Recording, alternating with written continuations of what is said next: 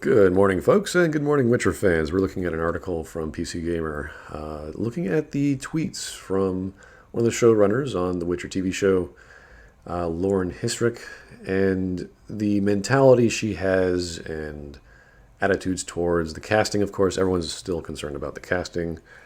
In general, when you do casting from adaptation, all you do is you read the book, you say, okay, we need a tall guy who has brown hair and a deep voice, boom, and we find the best guy for the job. And then you have acting being a second quality, or you can train them or whatever. So that's the idea or mentality behind if you want to adapt directly from the book. So they're not adapting from the game, they're adapting from the book, so we expect that's what it's going to be. People have been a little curious about some of the casting choices, the skin tones, and that sort of thing. And like, why do this? Why would you bother doing all these changes when you have decidedly Slavic, if not completely Polish, style of writing, ethnic backgrounds, and folklore? So why would you change that, etc.? So this is part of our mentality. It's interesting, at least from a person who likes fantasy stories or writing in general. Maybe not from a fan perspective of The Witcher, because it's like, why don't you just make the game? Because that would make sense. But they use the books, so let's see her rationale. The books are Polish and packed with Slavic spirit, fine. It was important to keep that same tone in our show, again, fine. With that in mind, I asked around, especially to Polish friends, can the Slavic culture be reduced solely down to skin color? And this, I don't know what the hell she's talking about. You cannot reduce culture to the pigment melanin in your skin tone. That doesn't make any sense. That would be an entire culture surrounding your epidermal layer. What are you talking about? Who even thinks like that? And why are you asking friends about the Slavic culture? Shouldn't you just be talking to the writer? It's like, what did you think here? What's going on? What did you envision? And I don't think the writer cares anymore, because I think he's really only concerned about money, considering his attitude towards the Witcher games and their popularity, and the fact that he lost a lot of money. So maybe that's not the best avenue. But this whole line of thinking just shows her mentality. It shows the left-leaning sort of inclusivity word or term, which used to just be multicultural. You know, it used to be everyone was part of the group because we're all here together. But now it's, can you reduce the culture of this group of people to skin color? And the answer was resoundingly, God, we hope not. Of course not, because no one's going to say, yes, you can reduce the culture of a Eastern European group to skin tone. That's stupid. No one would say that. So why would you even ask this question unless this is where your mind was? It's. I don't even think she asked this. Honestly, can you? If I were to go to some of my African friends, it's like, can you reduce your African heritage to your black skin tone? It's like, they'd look at me like I'm an idiot, as anyone would. First, they might even be offended, because that would be a directly racist comment to make. It's like, can you be a racist for me? Can you reduce your entire culture to race? It's like, what? Excuse me. Maybe there could be a folklore story about how certain people got their skin tone, but that would be really weird.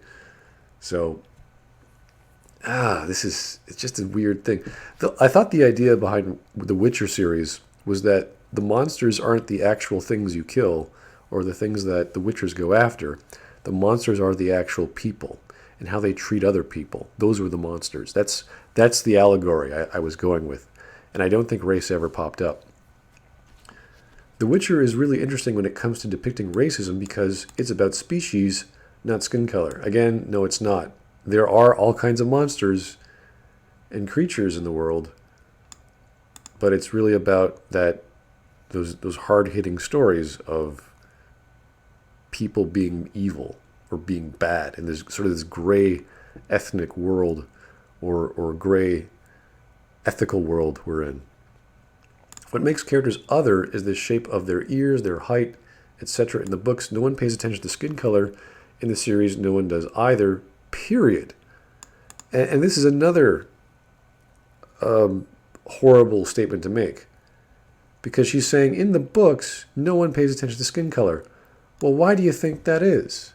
That's because the writer never bothered to describe skin color, unless she's not paying attention or some other obscure reason that she didn't read all the way into the books, that dryads aren't green, or they are, or most people aren't white, or they are.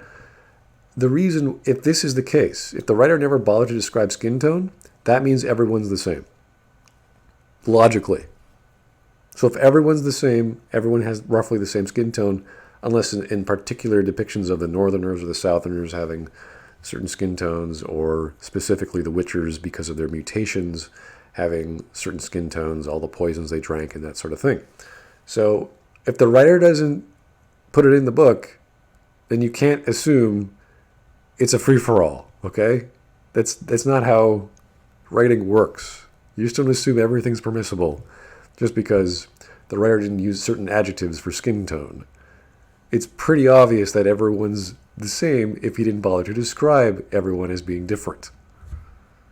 Again, this is the way, the thinking of the inclusivity mentality, as opposed to just saying, hey, I'm a Slavic, or I'm a Polish, I'm an Eastern European, and I think everyone has the same skin tone. I shouldn't have to refer to that because there's no need to.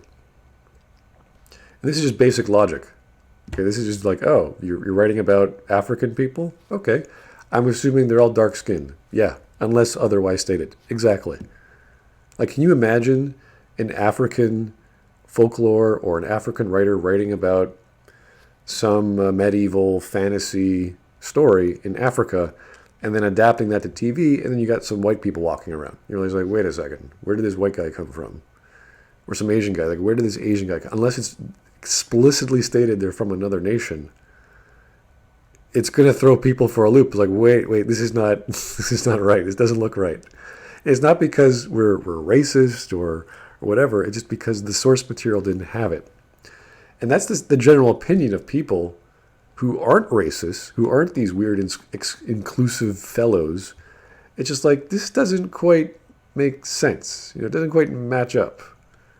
Why is that? It's like any other question in a story which raises your eyebrow and go, wait a second, this doesn't add up. Well, how did this get in there? So this is already the problem we're having with the showrunner, writer, producer, director person. So in terms of casting, we welcomed everyone and anyone to put themselves forward to prove they could embody the character. We saw all ages, all ethnicities, all ages. Really? You saw all ages for Siri? Okay. All ethnicities, all levels of talent, from movie stars to fans in Poland who've never acted professionally before. We chose the best actors. And most people would agree, good, that's fine. But it's just this strange statement that you have to actually express. It's like, of course you would just... The casting couch would have whoever was set up, would sit down and do their job to brave the casting experience. That's assumed. You shouldn't have to state that. It's like, oh, no. We explicitly looked for everyone. It's like, yeah, you're a producer. You're supposed to. So again, this defensive sort of, oh, no, we included everyone, even in the script, even in the casting. It's like, well, you're supposed to.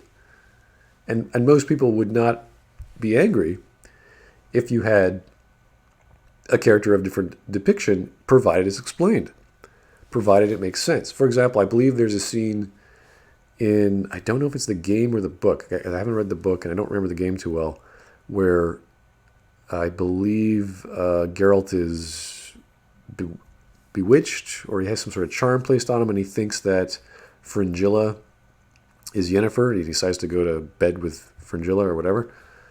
And if you look at the casting for those characters, Yennefer is obviously very pale-skinned. If the skin is not depicted in the books, then there's no basis for me to make an argument here. But Fringilla is obviously a little different. So if that's going to be an event that happens in the story, then there has to be some serious explanation for that. So he actually sees Yennefer, or he sees someone who looks like Yennefer, and the skin tone has to match, or else Geralt is going to have a really hard time explaining this to himself and to us and to Yennefer. So, and this is all because of some postings on Twitter, and it's just, you can go through it if you like. I don't really care what she has to say too often. For people trying to defend themselves, you shouldn't have to defend yourself. Just explain, say, hey, look, we chose this because this is what was in the books. And they're trying to say, well, we want the best actors who happen to be a different skin tone. You're like, okay, fine. But you wouldn't have said this, and you certainly wouldn't have said this dumb question. You wouldn't have asked people of Slavic culture, can you reduce Slavic culture? Can you reduce all your great artists and musicians and painters and politicians and food and all this wonderful stuff to skin tone? Of course not. That's a dumb question. And it's just silly. So anyway, guys, this is the mentality of the showrunner for the TV show. Again, the TV show trailer looks good, so hopefully we're just nitpicking here, and this is not a big deal, and the whole inclusivity nonsense is just going to just pass over us like third wave feminism, hopefully. Anyway, have yourself a great morning, fellows, and take it easy.